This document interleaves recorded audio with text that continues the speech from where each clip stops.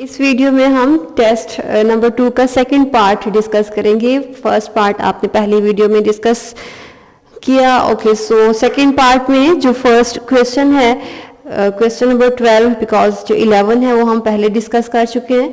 So question number 12, genetic system is located in the prokaryote in. Okay, so जो genetic system है it means कि यहाँ पे jeans की बात हो रही है। तो जीन्स, न्यूक्लियाइड, वो रीजन जहाँ पे उनका क्रोमोसोम है, क्रोमैटिन आपको पता है कोई भी लूजली पैक्ड जो हमारा डीएनए का मटेरियल है या क्रोमोसोम्स है उसे आप कहते हैं। क्रोमोसोम्स टाइटली पैक होते हैं, जो क्रोमैटिन है वो लूजली पैक होता है।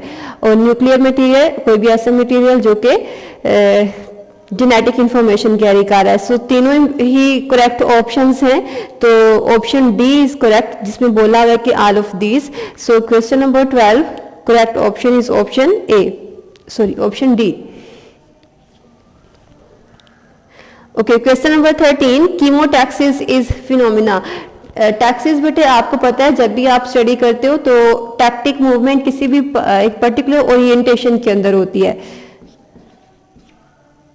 ठीक है, टैक्टिक मूवमेंट हमेशा किसी भी ओरिएंटेशन में है, किसी भी डायरेक्शन में है, ऐसे ही रैंडम मूवमेंट नहीं होती है। ओरिएंटेशन किसके कंपैरिजन से आप देखते हो? स्टिमुलस के कंपैरिजन से। स्टिमुलस क्या है? कोई भी चेंज है इन्वायरमेंट के अंदर। सो ये जो टैक्टिक मूवमेंट है जो किसी भी ओरिएंटेशन के अकॉर्डिंग है, ये 2 टाइप्स की है, पॉजिटिव एंड नेगेटिव। अगर तो कोई भी जो रिस्पॉन्स करने वाला लिविंग ऑर्गेनिज्म है वो इस स्टिमुलाई की तरफ मूव करेगा, उसकी तरफ मूव करेगा, टूवर्ड्स मूव करेगा। किसके टूवर्ड्स? स्टिमुलाई की तरफ, चेंज की तरफ। तो इसे आप कहते हो कि ये पॉजिटिव टैक्टिक मूवमेंट है। अगर उस स्टिमुलाई से अवे मूव करेगा तो वो नेगेटिव टैक्टिक है, और नेगेटिव टैक्टिव जो है ये अवे मूव करेगा किसी भी स्टिमुलाई से। ओके, फॉर एग्जाम्पल जो सनफ्लावर है, सनफ्लावर जो है वो लाइट की तरफ मूव करता है, तो इसकी मूवमेंट कौन सी है? पॉजिटिव टैक्टिक है। और अगर ये अवे मूव करेगा ये फ्लावर सनलाइट से या लाइट से, तो ये अवे होने की वजह से नेगेटिव टैक्टिक है। अब यहाँ पे जो पूछा गया है क्वेश्चन नंबर 13 में, chemotaxis is a phenomena of. Chemotaxis में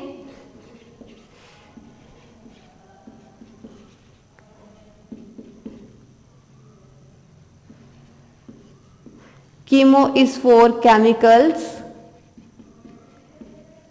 एंड टैक्सिस मीन्स कि कोई भी ओरिएंटेड मूवमेंट है, किसी भी स्टिमुलाई की तरफ है या अवे है उसे। ठीक है, सो ये कीमोटैक्टिक मूवमेंट वो पूछा गया है कि कोई भी जो बैक्टीरिया है, कोई भी जो माइक्रो ऑर्गेनिज्म है वो किसकी तरफ शो करेगा। नेम से ही आपको पता चल रहा है कि वो किसकी तरफ शो करेगा? केमिकल्स की तरफ। केमिकल्स की तरफ भी हो सकता है। फर्स्ट ऑप्शन देखें, swimming away of bacteria, swimming towards a bacteria, swimming away और towards of bacteria in presence of chemical compound. Okay, first option में बोला गया है कि स्टिमुलाई से अवे है, सेकंड में बोला गया कि टूवर्ड्स है, बिकॉज हमने यहाँ पे बात की कि टैक्टिक मूवमेंट में दोनों हो सकती हैं। तो करेक्ट ऑप्शन क्या हो जाएगा? ऑप्शन सी, जिसमें ये बोला गया है कि टूवर्ड्स और अवे दोनों ऑप्शंस हो सकते हैं कि कोई भी जो लिविंग ऑर्गेनिज्म है वो स्टिमुलाई की तरफ पॉजिटिव फोटोटैक्टिक या नेगेटिव फोटोटैक्टिक हमने एग्जांपल ली। यहाँ पे कीमोटैक्टिक लिखा हुआ है या कीमोटैक्सिस। कीमो मीन्स के केमिकल्स यहाँ पे स्टिमुलाई हैं, और फोटोटैक्टिक में क्या था? लाइट स्टिमुलाई थी। So option C is correct option कि कोई भी जो बैक्टीरिया है वो किसी केमिकल की तरफ या उससे अवे मूव करेगा। Option C is correct option. Okay, question number 14, the arrangement in which flagella are distributed all around the bacterial cell. Okay, ये फिगर बेटे मैंने आपको फर्स्ट वीडियो में ड्रॉ करके दिखाई थी। मैंने आपको बोला था कि आप इन्हें नोट कर लें। अगर आपने नहीं नोट की तो आप फर्स्ट वीडियो दोबारा ओपन करके देख सकते हैं। वहां पे मैंने लिखा था कि अगर किसी भी बैक्टीरिया की बॉडी के ऊपर चारों तरफ इस तरह से फ्लैजेला अटैच हैं तो इसे आप क्या कहते हो? पेरीट्राइकस। पेरी इज अराउंड, के चारों तरफ से कवर कर है। ठीक हो गया। So 14 question, option C is correct option, peritrichous. Peritrichous is given in option C of question number 14। ये फिगर्स आप अपनी फर्स्ट वीडियो में दोबारा ओपन करके देख सकते हो। ओके, पेरिप्लाज्म इज, ओके, पेरिप्लाज्म एक स्पेस है। अगर आप फर्स्ट वीडियो को ओपन करें तो मैंने आपको लेयर्स ड्रॉ करके दिखाई थी, ग्राम पॉजिटिव की और ग्राम नेगेटिव की। ग्राम पॉजिटिव की जो लेयर्स हैं सेल वॉल और सेल मेम्ब्रेन के दरमियान, और जो उनकी लिपोप्रोटीन्स और सेल वॉल की लेयर है, उनमें कुछ स्पेसिस थी, उन स्पेसिस को आप पेरिप्लाज्म कहते हो। अब ये जो पेरिप्लाज्म है, करेक्ट ऑप्शन क्या होगा? Area between the inner and the outer membrane of gram negative bacteria, और एरिया बिटवीन द इनर और outer membrane of gram positive bacteria. So because gram negative का मैंने बोला है, उनके दरमियान स्पेसिस को आप कहते हो, तो उनकी मेम्ब्रेन्स की जो स्पेसिस है उसे आप पेरिप्लाज्म कहते हैं। ग्राम पॉजिटिव में जस्ट एक ही लेयर थी, उसमें कोई स्पेसिस नहीं है, तो आप फिर वहाँ पे पेरिप्लाज्म भी ऑब्जर्व नहीं करते। सो question number 15, correct option is option A. Okay, question number 16, single or cluster of flagella at both pole is known as? Single or cluster of flagella at both poles. Okay, both poles, polar region की बात हो रही है, तो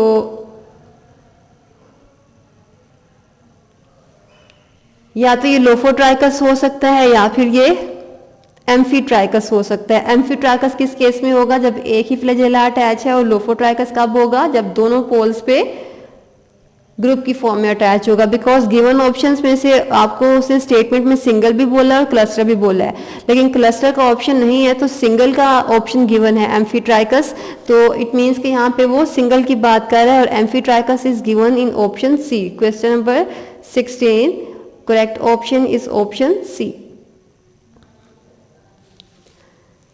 Okay, question number 17, gram positive cell have a second outer membrane that help to retain the crystal violet color, multiple layer of peptidoglycan, thick capsule that trap. Okay, question number 17 को explain करने से पहले आपको gram staining का process में recall कर देती हूँ कि ग्राम स्टेनिंग के प्रोसेस में क्या होता है, वो आगे वाले एमसीक्यूज में भी यूज करोगे और इस एमसीक्यू में भी आपको हेल्प आउट करेगा। उसे एक्सप्लेन कर लेते हैं अभी। स्टेनिंग के प्रोसीजर में बेटे आपने पढ़ा होगा कि सबसे पहले आप किसी भी बैक्टीरिया को किसी भी स्लाइड के ऊपर हीट फिक्स करते हो, और बैक्टीरिया का सोर्स आप कोई भी ले सकते हो, बैक्टीरिया योगर्ट से या कोई भी और सोर्स आप बैक्टीरिया का यूज कर सकते हैं। सो फर्स्ट स्टेप में आपने क्या किया था? हीट फिक्स, और ये किसके ऊपर किया? स्लाइड्स के ऊपर। ये आपका प्रैक्टिकल भी है, प्रैक्टिकल आप प्रैक्टिकल वर्क में आप दोबारा डिटेल के साथ पढ़ेंगे। ओके, इसके बाद आपने इस स्लाइड के ऊपर जिसके ऊपर आपने बैक्टीरिया फिक्स किया हुआ है, आपने क्रिस्टल वायलेट एक स्टेन है उसे आपने ऐड करवाना है, और ये ऐड 30 सेकेंड्स के लिए या 1 मिनट के लिए ऐड करवाना है। 1 मिनट तक वेट करने के बाद आपने इसे वॉश कर देना है, रिंस कर देना है, ठीक है। जो आपने ड्रॉप ऊपर रखा था वो आपने गिरा देना है, ठीक हो गया। सो डिस्कार्ड करना है या वेस्ट कर देना है थर्ड स्टेप में। और डिस्कार्ड किसे कर रहे हो? वो जो स्टेन आपने इस स्लाइड के ऊपर रखा था। फोर्थ स्टेप में आपने इसी स्टेन के ऊपर, जहाँ पे फॉर एग्जांपल ये एक स्लाइड है, तो यहाँ पे आपने सबसे पहले बैक्टीरिया को फिक्स किया था, उसके ऊपर आपने क्रिस्टल वाला डाला, फिर सेकंड आपने कौन सा स्टेन डालना है ये डिस्कार्ड कर देना, 1 मिनट तक वेट किया और ये डिस्कार्ड कर दिया, थोड़ा सा टिल्ट करके आपने गिरा देना है किसी भी वॉश बेसिन में। क्वेश्चन नंबर 4 स्टेप नंबर 4 में आपने क्या करना है कि आपने क्रिस्टल वायलेट के बाद अब उसमें ग्राम आयोडीन स्टेन डालना है, और अगेन वेट करना है आपने 1 मिनट तक, और 1 मिनट के बाद दोबारा से इसे गिरा देना है। ओके, सो अब आपने क्या करना है लास्ट स्टेप में, ये 1 मिनट तक वेट करने के बाद आपने इस स्लाइड को वॉश करना है। और वॉश करने के लिए आपने यूज करना है अल्कोहल को, 90% अल्कोहल को। ठीक है, ओके। वॉश करने के बाद अब आपने इसको ऑब्जर्व करना है माइक्रोस्कोप के नीचे। जब आप ऑब्जर्व करेंगे तो ऑब्जर्व करने के बाद जो ग्राम पॉजिटिव बैक्टीरिया थे, अगर तो स्लाइड में ग्राम पॉजिटिव बैक्टीरिया होंगे तो आपको उन बैक्टीरिया का कलर पर्पल नजर आएगा।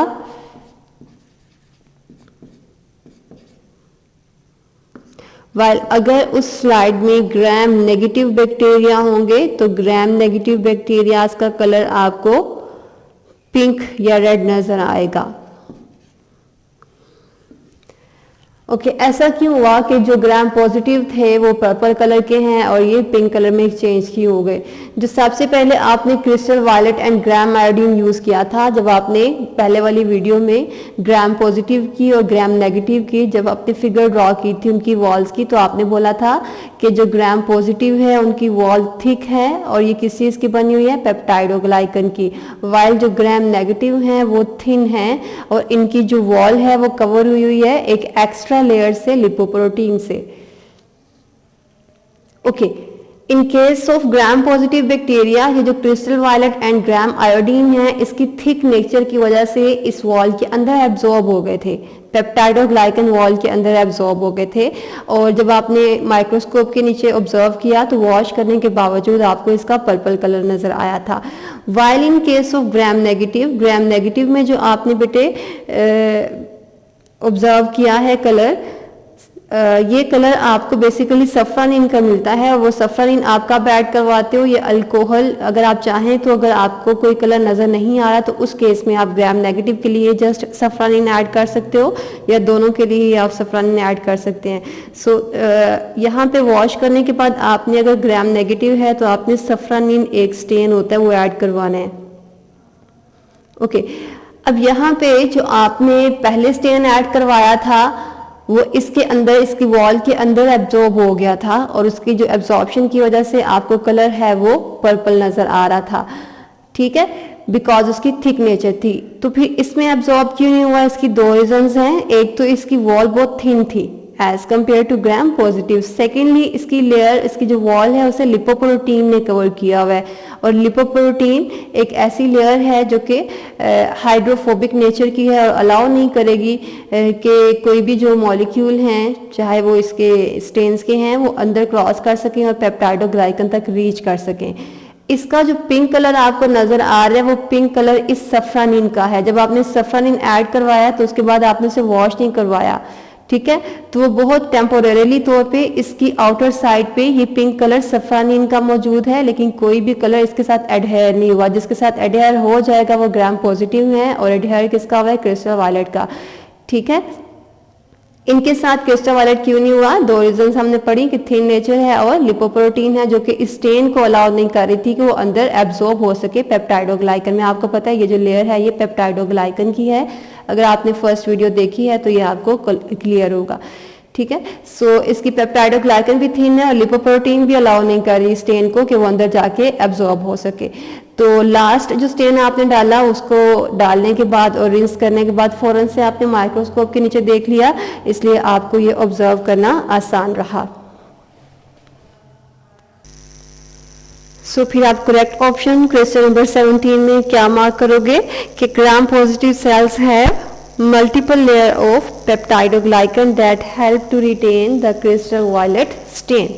ठीक है, उनका जो पेप्टाइडोग्लाइकन की लेयर है वो थिक है as compare to gram negative, और जो क्रिस्टल वायलेट आपने सबसे पहले स्टेन डाला था वो इसके अंदर एब्जॉर्ब हो जाता है और वॉश करने के बावजूद वो उसमें से नहीं निकलता। ठीक है, while in case of gram negative इनका जो पेप्टाइडोग्लाइकन था वो स्मॉलर साइज का था, थिन था as compare to gram positive, और इसके अलावा एक एक्स्ट्रा लिपोप्रोटीन की लेयर भी इसे कवर कर रही थी जो कि स्टेन को अंदर मूव नहीं करने देती। और जब आप माइक्रोस्कोप के नीचे देखते हैं तो जो लास्ट स्टेन आपने डाला होता है बस वही आपको नजर आ जाता है। ठीक है, so correct option in question number 17 is option B, multiple layers of peptidoglycans. Option B is correct option. Okay, question number 18. Teichoic acids are typically found in. Teichoic acid मैंने अभी आपको जब पहली वीडियो में ड्रॉ करके दिखाया था उनके सेल वॉल का स्ट्रक्चर, आप वो वीडियो दोबारा देख सकते हो. क्वेश्चन नंबर 18 में आपसे पूछा गया teichoic acid are typically found in. Teichoic acid मैं आपको इसी टेस्ट के फर्स्ट वीडियो में बहुत डिटेल के साथ बता चुकी हूँ. मैंने वहाँ पे आपको हाईलाइट भी करवाया था कि teichoic acid just gram positive के अंदर है और ग्राम नेगेटिव के अंदर प्रेजेंट नहीं होता. और कहाँ पे प्रेजेंट होता है? सेल वॉल में पेप्टाइडोग्लाइकन के साथ. उसकी मेम्ब्रेन्स में या बाकी किसी ऑर्गेनेली में नहीं लिखना या मार्क करना आपने. सो सेल वॉल में है. So question number 18. Teichoic acid are typically found in cell wall of gram positive bacteria, जैसा हमने पहली फिगर में ड्रॉ किया. So correct option of question number 18 is option A.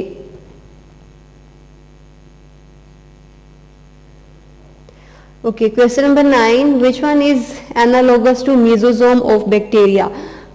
Okay, so अगर आप फर्स्ट वाला देखें माइटोकॉन्ड्रिया ऑफ यूकैरियोट, जो कि करेक्ट ऑप्शन भी है, तो उसमें क्या है कि माइटोकॉन्ड्रिया बेटे आपको पता है कि सेलुलर रेस्पिरेशन करवाते हैं. सेलुलर रेस्पिरेशन मीन्स के जो भी फूड आपने ली है उस फूड को ब्रेक डाउन करवाएंगे और ब्रेक डाउन करवाने के बाद उससे एनर्जी को एक्सट्रैक्ट करेंगे और वो एनर्जी को एटीपी की फॉर्म में हम यूज करते हैं. और ये सारा काम इन केस ऑफ यूकैरियोट्स कहाँ हो रहा होता है? माइटोकॉन्ड्रिया में.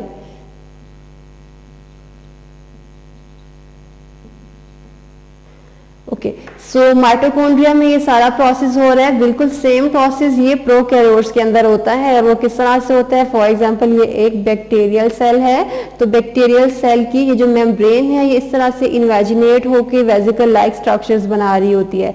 ठीक है, यही मेम्ब्रेन इस तरह से इन्वेजिनेट होगी और वेजिकल लाइक स्ट्रक्चर्स बनाएगी.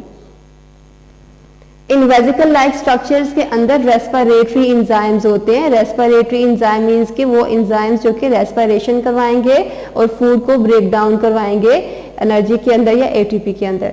ठीक है, सो ये मेसोसोम्स हैं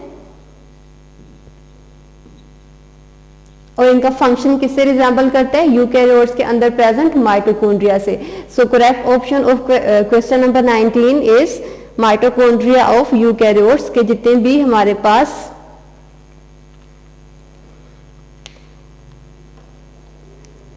बैक्टीरिया के मेसोसोम्स हैं जिनके अंदर रेस्पिरेटरी एंजाइम्स हैं. रेस्पिरेटरी एंजाइम्स वो एंजाइम्स जो कि रेस्पिरेशन करवाएंगे और रेस्पिरेशन क्या है? फूड को एटीपी में या एनर्जी में कन्वर्ट कराएंगे. So question number 19 correct option is option A. Okay, question number 20. Bacteria reproduce vegetatively by. Vegetative बेटे आप कोई भी ऐसे प्रोसेस को कहते हो कि जिसमें एसेक्सुअल रिप्रोडक्शन होती है. और एसेक्सुअल रिप्रोडक्शन अब तक आपको क्लियर हो जाना चाहिए. वो प्रोसेस जिसमें दो डिफरेंट सेक्सेस इन्वॉल्व नहीं होती हैं, एक ही लिविंग ऑर्गेनिज्म आगे अपने बेबीज को प्रोड्यूस करवाता है. सो bacterias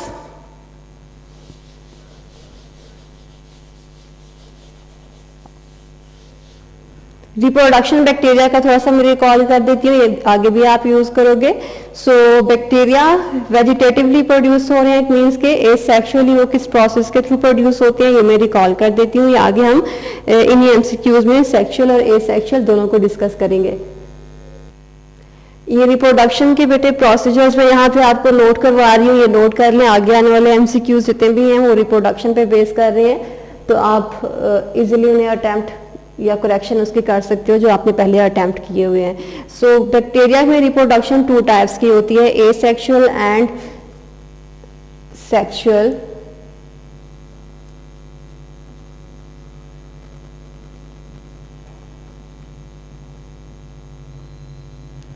okay, asexual without sexes ये रिप्रोडक्शन होती है. इट मीन्स कि जस्ट एक ही लिविंग ऑर्गेनिज्म इसके लिए रिक्वायर्ड है. आपको पता होगा बिकॉज आप काफ़ी दफ़ा पहले एफएससी में भी और फिर मैट्रिक में भी पढ़ चुके हैं, आप ये चीज़ें क्लियर होंगी।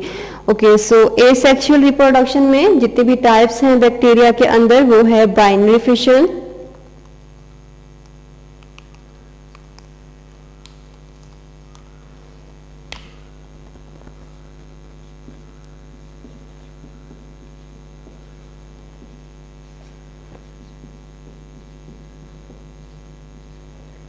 and second type is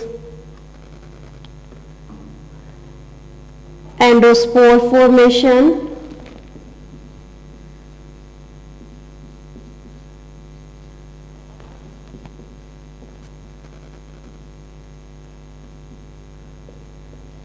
and third type is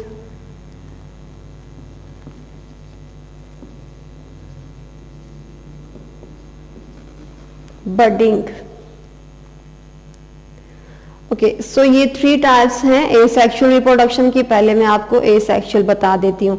binary fission के केस में क्या होता है कि बाइनरी फिशन में कोई भी लिविंग ऑर्गेनिज्म, स्पेशली हम यहाँ पे बैक्टीरिया की बात कर रहे हैं, तो बैक्टीरिया की जो बॉडी है, जो साइज है, वो सबसे पहले फॉर एग्जांपल ये एक बैक्टीरिया है, तो बैक्टीरिया का जो जेनेटिक मटेरियल होगा, ये जेनेटिक मटेरियल पहले अपना नंबर इंक्रीज करेगा, बिकॉज आपको पता है कि जस्ट एक सिंगल इस तरह से न्यूक्लियस बिकॉज नहीं है, तो क्रोमोसोम्स या क्रोमैटिन मटेरियल जो है वो इस तरह से सेंटर में प्लेस किए होते हैं इन case of bacteria. So first काम वो क्या करता है, रेप्लिकेशन। और रेप्लिकेशन किसकी, अपने क्रोमैटिन की या अपनी हेरिडिटी मटेरियल की। सो रेप्लिकेशन के बाद इट मीन्स कि उसने अपनी कॉपी बना ली है, तो जो क्रोमैटिन मटेरियल था उसका नंबर इंक्रीज हो गया। इंक्रीज करने के बाद ये अपना साइज इंक्रीज करेगा, लेंथ इंक्रीज करेगा, और फोर्थ स्टेप क्या करेगा, फोर्थ स्टेप में साइटोकाइनेसिस होगी। साइटोकाइनेसिस आपको पता है, आपने ज़ूलॉजी में भी पढ़ा है कि सेल की डिवीजन को आप कहते हैं, वो सेंटर से पिंच लाइक स्ट्रक्चर एक बनता है और वो सेल को डिवाइड कर देता है 2 पार्ट्स में। ठीक है, सो सबसे पहले ये बाइनरी फिशन का मैंने आपको बताया, इसको बाइनरी आप कहते क्यों है, बिकॉज ये 2 पार्ट्स में खुद को डिवाइड करता है।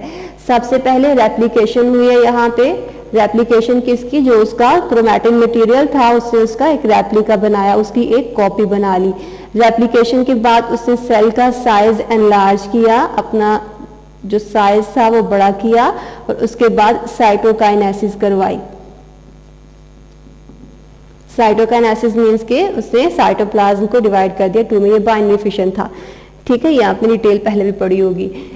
ओके, एंडोस्पोर फॉर्मेशन बेसिकली बेटे क्या होता है कि एंडोस्पोर फॉर्मेशन में रिप्रोडक्शन नहीं होती है। रिप्रोडक्शन नहीं होती तो फिर इसमें क्या होता है, एंडोस्पोर फॉर्मेशन फॉर एग्जांपल ये कोई भी एक बैक्टीरियल सेल है और ये उसका जेनेटिक मटेरियल है, तो इस जेनेटिक मटेरियल की सराउंडिंग में जब भी अनफेवरेबल कंडीशंस होती हैं, अनफेवरेबल कंडीशन मींस के जब भी टेम्परेचर या वाटर की जो अवेलेबिलिटी है वो उसकी रिक्वायरमेंट से बहुत ज़्यादा या फिर बहुत कम हो गई होती है, इसे आप कहते हो ये अनफेवरेबल है। ठीक है, फेवरेबल मीन्स के जितनी उसको रिक्वायर्ड है उतनी ही है, और अनफेवरेबल मीन्स के उसकी रिक्वायरमेंट से बहुत ज़्यादा या फिर बहुत कम हो जाना। सो एसेक्सुअल रिप्रोडक्शन में जो एंडोस्पोर आप स्टडी कर रहे हो, जब भी अनफेवरेबल कंडीशन होती है, अनफेवरेबल कंडीशन अभी मैंने आपको एक्सप्लेन किया, इस जेनेटिक मटेरियल के सराउंडिंग में कैप्सूल्स की लेयर बनना शुरू हो जाती हैं। ठीक है, ये कैप्सूल्स की लेयर बेसिकली क्या कर रही होती है, ये आपके जेनेटिक मटेरियल को, जो कि जीन्स को कैरी कर रहा है, जो कैरेक्टर्स को कंट्रोल कर रहा है, उसे प्रोटेक्ट कर रहा होता है। ठीक है, सो एंडोस्पोर फॉर्मेशन एक रिप्रोडक्शन की टाइप नहीं है, ये जस्ट खुद को प्रोटेक्ट करने के लिए एक्स्ट्रा कवरिंग से, और कवरिंग किसकी है, कैप्सूल की है, और ये कैप्सूल से खुद को कवर करवाना शुरू कर देता है। ओके, अब ये जो कैप्सूल है, अगर तो फेवरेबल कंडीशंस बहुत ज़्यादा टाइम तक अवेलेबल नहीं होती हैं और अनफेवरेबल का जो ड्यूरेशन है वो बहुत ज़्यादा रहता है, तो बाकी जितना भी बैक्टीरियल सेल है वो डिस्ट्रॉय हो जाता है। ये स्लाइम कैप्सूल की है, ये इसके अंदर जेनेटिक मटेरियल है, और ये वाला जो पार्ट है ये साइटोप्लाज्म मैट्रिक्स आप बोलोगे। ठीक है, सो इतने से पार्ट के अंदर साइटोप्लाज्म भी है, उसका जेनेटिक मटेरियल भी है, और उसकी कवरिंग भी है कैप्सूल, जो कि उसे प्रोटेक्ट कर रही है किसी भी हाई टेम्परेचर से या किसी भी वाटर की अनअवेलेबिलिटी से। ओके, सो जैसे ही फेवरेबल कंडीशन आती है तो बाकी जो एंडोस्पोर ने ये कवरिंग बनाई हुई थी कैप्सूल की, ये कैप्सूल की कवरिंग ब्रेक डाउन होगी और इसका जेनेटिक मटेरियल दोबारा से अपनी वर्किंग स्टार्ट कर देगा, और दोबारा से वर्किंग स्टार्ट करने के बाद वो डिवाइड बाइनरी फिशन के थ्रू ही होगा। ठीक है, एंडोस्पोर फॉर्मेशन जस्ट उसने खुद को प्रोटेक्ट करने के लिए एक लेयर्स बनाई थी। ठीक है, लेकिन डिवीजन उसकी बाइनरी फिशन के थ्रू ही होगी, ये चीज आपने याद रखनी है। ओके, सो बडिंग का प्रोसेस क्या होता है कि बडिंग के प्रोसेस में कोई भी जो लिविंग ऑर्गेनिज्म है, फॉर एग्जांपल ये एक बैक्टीरियल सेल है और बैक्टीरियल सेल की छोटी सी एक आउटग्रोथ बनना शुरू हो जाती है और ये इसका जेनेटिक मटेरियल है। ओके, ये आउटग्रोथ सबसे पहले ये आउटग्रोथ बनी, फिर उसके अंदर इसने अपना डीएनए जो है रेप्लिकेट किया और डीएनए रेप्लिकेट करवा के एक कॉपी यहाँ भिजवा दी और एक कॉपी इसकी यहाँ पे रह जाएगी। तो ये वाली जो बड है ये यहाँ से सेपरेट होके सेपरेट या एक अडल्ट लिविंग ऑर्गेनिज्म के अंदर खुद को चेंज करवा लेती है। ओके, सो यहाँ पे एंडोस्पोर रिप्रोडक्शन में बेसिकली नहीं आता, लेकिन बिकॉज अनफेवरेबल कंडीशन में उसको हेल्प आउट कर रहा है। और ए सेक्सुअल में ही हमने क्यों लिखा है, बिकॉज एक एंडोस्पोर बाद में अपनी ही बॉडी बनाएगा और एक ही बैक्टीरिया बनाएगा और एक बैक्टीरिया के अंदर एक ही एंडोस्पोर होगा। एंडोस्पोर मीन्स के बिकॉज उसका जेनेटिक मटेरियल एक ही है तो उसकी कवरिंग भी एक ही होगी। ठीक है, सो एक एंडोस्पोर एक ही आगे बैक्टीरिया को बनाएगा और एक बैक्टीरिया के अंदर एक ही एंडोस्पोर हो सकता है, इसलिए आपने इसको एसेक्सुअल रिप्रोडक्शन के अंदर डिस्कस किया है। ओके बेटे, सो इसके बाद हम सेक्सुअल रिप्रोडक्शन देख लेते हैं। सेक्सुअल रिप्रोडक्शन में 3 टाइप्स की टर्म्स आप यूज करते हो।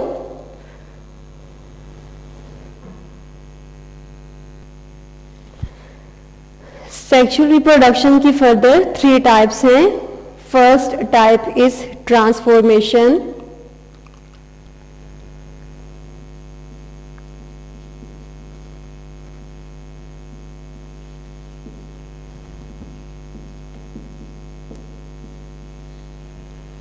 second type is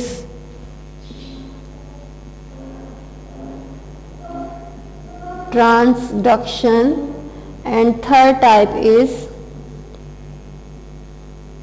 conjugation.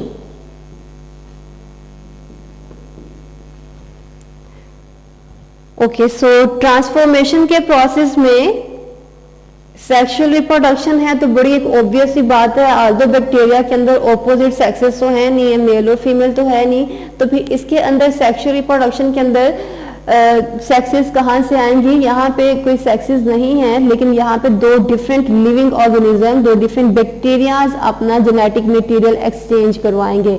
Sexual reproduction में बेसिकली यही होता है कि 2 डिफरेंट लिविंग ऑर्गेनिज्म के कंबाइन करने से जो जेनेटिक वेरिएबिलिटी है वो आ जाती है।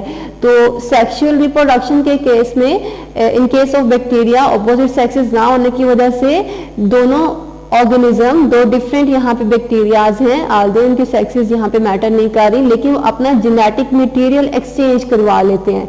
ठीक है, फॉर एग्जांपल इसका कुछ पोर्शन डीएनए का यहाँ से सेपरेट होके अगर इसको ट्रांसफर करवा दिया जाएगा तो इट मीन्स कि इसकी जीन इसके अंदर इंसर्ट हो जाएंगी, इसकी जीन इंसर्ट हो जाएंगी, इट मीन्स कि इनके कैरेक्टर ट्रांसफर हो जाएंगे एक बैक्टीरिया से दूसरे बैक्टीरिया के अंदर। ठीक है, सो डिफरेंट बैक्टीरियाज हैं इसलिए वो अपना जेनेटिक मटेरियल एक्सचेंज कर रहे हैं, इसलिए आप उसे सेक्सुअल रिप्रोडक्शन की कैटेगरी में रखते हो। ठीक हो गया। सो सेक्सुअल रिप्रोडक्शन में जो फर्स्ट प्रोसेस है ट्रांसफॉर्मेशन, ट्रांसफॉर्मेशन के अंदर जो जेनेटिक मटेरियल है वो डिफरेंट या किसी और बैक्टीरिया से ही एक्सचेंज करवाया जाएगा, लेकिन यहाँ पे जो आपका सोर्स है, फॉर एग्जांपल ये बैक्टीरिया है, ये दूसरे बैक्टीरिया के अंदर ट्रांसफर करवाना है तो ट्रांसफर ये किसी भी वाटर के मीडियम के थ्रू होगा। ठीक है, इसका डीएनए यहाँ से निकलेगा और इसके अंदर जाके इंसर्ट हो जाएगा। ठीक है, तो मीडियम दोनों के अंदर, ट्रांसफॉर्मेशन के अंदर और ट्रांसडक्शन के अंदर ये मीडियम वेरी करते हैं, जस्ट बाकी प्रोसेस तो सेम ही रहेगा कि दोनों ने अपना जेनेटिक मटेरियल एक्सचेंज करवाना है। अगर ये वाटर को यूज कर रहे हैं तो इट मीन्स कि ये ट्रांसफॉर्मेशन का प्रोसेस है, और अगर एक बैक्टीरिया दूसरे बैक्टीरिया तक अपना जेनेटिक मटेरियल एक्सचेंज करवाने के लिए किसी भी वेक्टर की हेल्प लेगा, वेक्टर यहां पे कोई भी वायरस हो सकता है।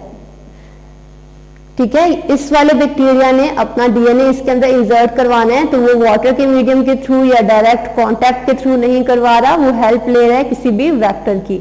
ठीक हो गया। सो अगर वो वेक्टर की हेल्प ले रहा है और ये वेक्टर दूसरे बैक्टीरिया के अंदर जाके इंसर्ट करवा रहा है, ये फर्स्ट बैक्टीरिया था, ये सेकंड, सिमिलरली ये फर्स्ट है और ये सेकंड है। ओके, सो अगर वाटर के थ्रू जा रहा है फर्स्ट से सेकंड में तो ट्रांसफॉर्मेशन है। अगर कोई वेक्टर, जिस तरह से आपने बैक्टीरियोफेजेस पढ़ी थी, बैक्टीरियोफाज जो है वो यहाँ से डीएनए लेके दूसरे के अंदर जब वो जाके लैंड करती है तो उसके अंदर इंसर्ट करवा देती है। तो यहाँ पे ट्रांसडक्शन के प्रोसेस में कोई भी वेक्टर है, कैरियर है, वो डायरेक्ट वाटर के थ्रू नहीं हो रहा। ठीक है। सो सेक्सुअल रिप्रोडक्शन में जितनी भी आपने टाइप्स लिखी हुई हैं, तीनों के अंदर ही एक बैक्टीरिया से दूसरे बैक्टीरिया में कोई भी जेनेटिक मटेरियल आपने ट्रांसफर करवाया है। ट्रांसफर करवाने के लिए आपका मीडियम वेरी करता है। यहाँ पे वाटर के मीडियम के थ्रू या जिस भी मीडियम में वो होंगे वो उसको यूज करेगा, और यूज करने के बाद अपना डीएनए जो है वो एक्सचेंज करवा लेते हैं दोनों। ट्रांसडक्शन के प्रोसेस में एक से दूसरे के अंदर इंसर्ट करवाने के लिए वो किसी वेक्टर की हेल्प लेते हैं। ओके, कंजुगेशन का प्रोसेस क्या है? कंजुगेशन के प्रोसेस में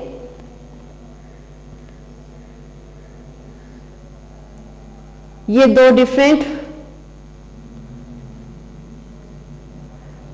बैक्टीरियाज हैं, ये दो डिफरेंट बैक्टीरियाज खुद डायरेक्ट कांटेक्ट में आते हैं, और ये डायरेक्ट कांटेक्ट में किसके थ्रू आएंगे? पिल्लाई के थ्रू। पिल्लाई एक नॉन हेलिकल स्ट्रक्चर इनकी बॉडी के आउटर साइड पे इस तरह से अटैच होता है, तो ये डायरेक्ट कांटेक्ट करते हैं।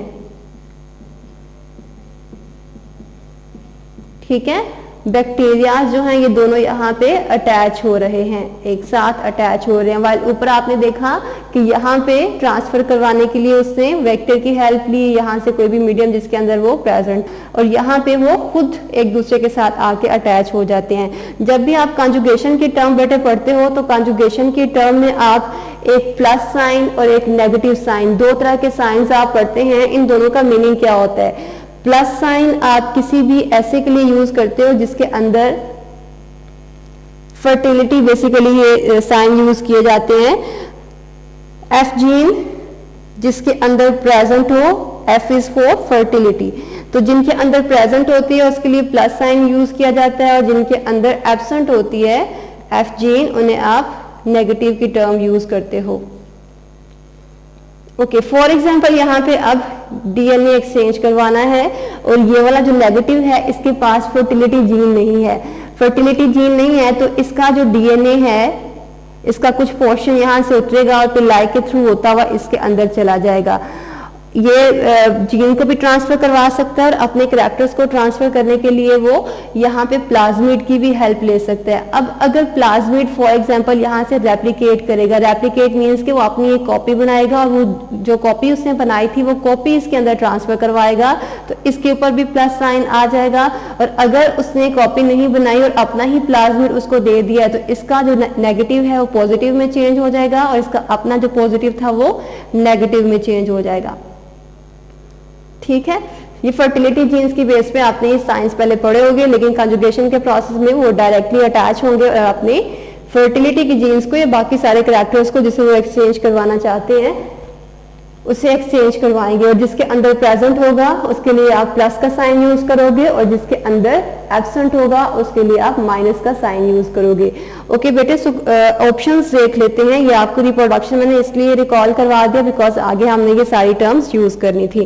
क्वेश्चन नंबर 20 अगर आप देखो तो क्वेश्चन नंबर 20 में पूछा गया है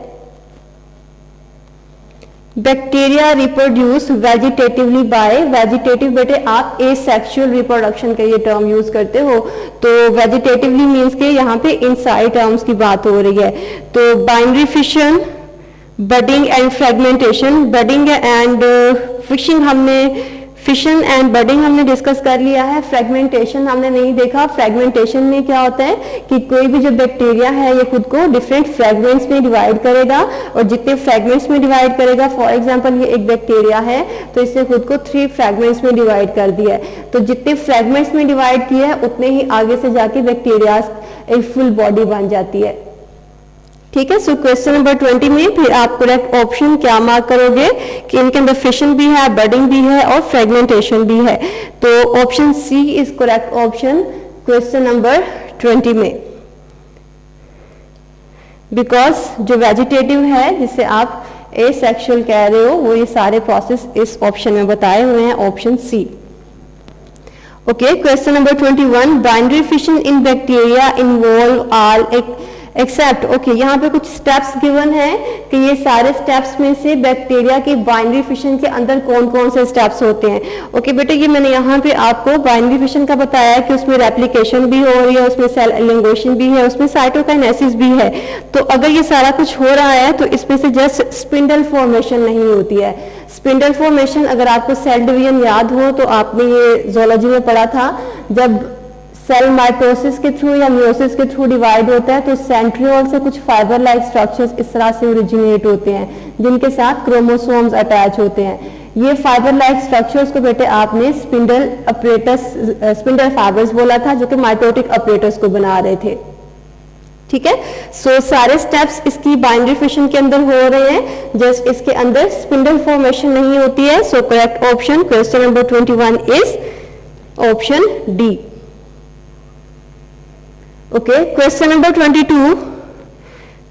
Endospore formation is a method to tide over unfavorable condition in. Okay, question number 22 में ये जो आपने एंडोस्पोर फॉर्मेशन यहाँ पे पढ़ा था कि अनफेवरेबल कंडीशन में किसी भी जेनेटिक मटेरियल के चारों तरफ कैप्सूल की फॉर्मेशन हो जाती है और जैसे ही कंडीशंस फेवरेबल होती हैं वो दोबारा से ब्रेक डाउन होकर उसे अपनी ग्रोथ को कंप्लीट करवा देता है। ओके, सो ये वाली जो एंडोस्पोर फॉर्मेशन है ये ग्राम पॉजिटिव या ग्राम नेगेटिव बैक्टीरिया को अगर आप ऑब्जर्व करें तो ग्राम पॉजिटिव के अंदर बेटे ये ज्यादा प्रोसीजर देखा जाता है। So correct option is option A. Okay, question number 23, the transfer of genetic material from one bacterium to another via virus is called. यहाँ पे मैंने आपको ट्रांसफर ऑफ जेनेटिक मटेरियल हो रहा है तो जेनेटिक मटेरियल ट्रांसफर होगा तो इट मींस कि कौन सी रिप्रोडक्शन है, सेक्सुअल रिप्रोडक्शन। तो यहाँ पे आपको बोला गया है कि अगर जेनेटिक मटेरियल को ट्रांसफर करवाने के लिए वायरस की हेल्प चाहिए तो ये कौन से वाली होगी, ट्रांसडक्शन होगी। सो correct option of question number 23 is transduction which is given in option D. Okay, question number 24, the uptake of DNA fragments from surrounding by a bacterium. Okay, surrounding मैंने आपको बताया कि बाहर जो भी मीडियम है, फॉर एग्जांपल ये आपका फर्स्ट बैक्टीरिया था या सेकंड बैक्टीरिया था, तो जो मीडियम था वो वाटर का मीडियम है या जो भी मीडियम है, इस मीडियम के थ्रू अगर वो कोई भी जेनेटिक मटेरियल या डीएनए का फ्रेगमेंट अपटेक कर रहा है तो इस प्रोसेस को बेटे आपने क्या बोला था, transformation. So correct option in 24 is transformation which is given in option A.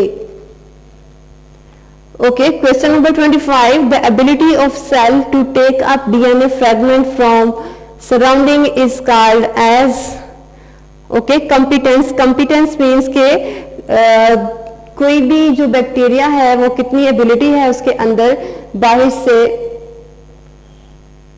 DNA के फ्रैगमेंट को एक्सेप्ट करने की। अगर वो हाईली एक्सेप्ट करेगा तो वो हाईली कॉम्पिटेंट है, अगर वो रिलक्टेंटली एक्सेप्ट करेगा तो इट मीन्स कि वो उसकी कॉम्पिटेंसी है वो बहुत कम है। So correct option of question number 25 is option C. जी तो बेटे, सो आई होप कि ये सारे एमसीक्यूज आपको क्लियर हो गए होंगे। आपको कोई भी क्वेश्चन है, कोई भी क्यूरी है तो मेरे बेटे आप इस वीडियो के नीचे कमेंट करके अपने क्वेश्चंस पूछ सकते हैं। ओके बेटे, गुड लक।